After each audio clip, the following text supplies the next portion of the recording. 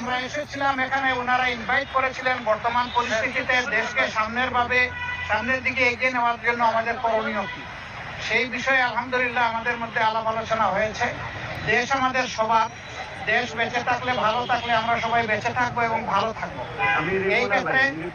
এই ক্ষেত্রে সমাজের সকল সেকশনের মানুষ আমরা যদি সমবেতভাবে কাজ করি, ইতিবাচক মনোভাব নিয়ে পরস্পরকে সহযোগিতা করি, এখন যারা দায়িত্বে এসেছেন তাদেরকে সহযোগিতা করি, তাহলে দেশ একটা শৃঙ্খলা এবং সৌন্দর্যের ভিতরে আসবে আমরা আশা করি। তা আমরা এখানে বিগত আন্দোলনে যারা নিহত হয়েছে তাদের শাহাদত কামনা করেছি, তাদের জন্য দোয়া করেছি।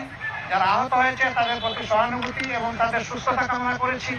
আর দেশের বিভিন্ন বিষয় নিয়ে ভালো মন্দ এগুলো আমরা আলোচনা করেছি যে আমরা কিভাবে সবাই মিলে আগাতে পারি।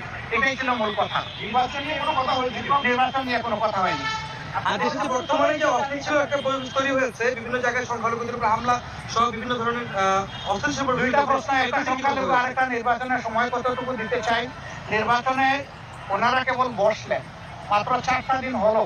আমরা ওনাদেরকে দেখতে চাই যে ওনারা কিভাবে জাতিকে নিয়ে আগাতে চাচ্ছেন।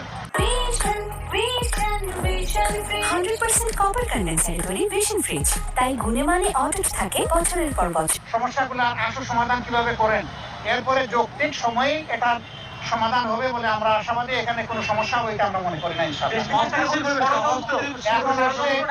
যে বিভিন্ন দিক থেকে অনেকে ষড়যন্ত্রের কথা বলছেন, আপনারা সাংবাদিক সমাজও হয়তো বা এটা উপলব্ধি করছেন।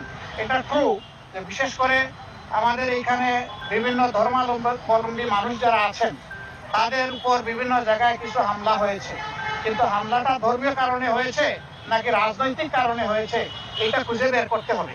ইতিমধ্যে বিভিন্ন ধর্মীয় সম্প্রদায়ের যারা আছেন তারাই বলেছেন যে সব মামলাকে ধর্মীয় মামলা বলে চালাই দেওয়া যাবে না। এখানে একজন রাজনীতি করতো, সে রাজনীতির ক্ষেত্রে হয়তো বড় কোনো অপরাধ করেছে, মানুষের ক্ষোভের জায়গা থেকে তার উপরে প্রতিশোধ নিয়েছে, এটাকে আমরা ধর্মীয় ভাবে নেব কেন? এটা আমাদের দায়িত্ব না। এটা তারাই এখন প্রতিবাদ করছেন। আবার কোনো দেশ এখানে জড়ায় পড়ছে বিশেষভাবে, সেই দেশেরই বিবেকবান মিডিয়াগুলো এখন তার প্রতিবাদ করছে যে এটা অসত্য। যেভাবে বাংলাদেশের ব্যাপারে পরিবেশ তৈরি করা হচ্ছে, ভীতি সৃষ্টি করা হচ্ছে, বাংলাদেশের পরিবেশ এমন নয়। পার্টিকুলারলি আমাদের দলের নাম নিয়েও সেখানে এখন ভারতের গুরুত্বপূর্ণ ব্যক্তিরা তারা পোস্ট এডিটোরিয়াল লিখছেন যে কোথায় তাদেরকে অভিযোগ দিচ্ছেন আপনারা, তারা তো লাঠি হাতে মন্দির পাহারা দিচ্ছে। যারা মন্দির পাহারা দিচ্ছে তাদেরকে কেন আপনারা ওহেতু ব্লেম দেন? এভাবে তারাই এর প্রতিবাদ করছে, আমাদের প্রতিবাদ করার দরকার পড়ছে না। বিবিসির বিশ্লেষণ আপনারা দেখেছেন যে বিভিন্ন ফেক বিষয়গুলো তারা তুলে এনেছে তাদের মিডিয়ায়। বিবিসি তো আর বাংলাদেশের মিডিয়ার মতো আমরা বলতে পারবো না যে কারো তারা চাপের মুখে পড়ে তারা এটা করেছে, আমরা তো তা বলতে পারবো না। এরকম কোনো চাপও নাই তাদের উপরে, তারা কারো চাপের পরোয়াও করে না। আমাদের অনেক সময় চাপে বিভিন্ন অবস্থা সৃষ্টি হয়ে যায়, তারা তো ওরকম না। সেই হিসাবে আমরা আশা করি যে বাংলাদেশে কেউ ওরকম পরিস্থিতি সৃষ্টি করতে চাইলেও, কোনো ষড়যন্ত্র করতে চাইলেও জনগণের ঐক্যবদ্ধ প্রতিরোধের মুখে কেউ টিকবে না ইনশাআল্লাহ।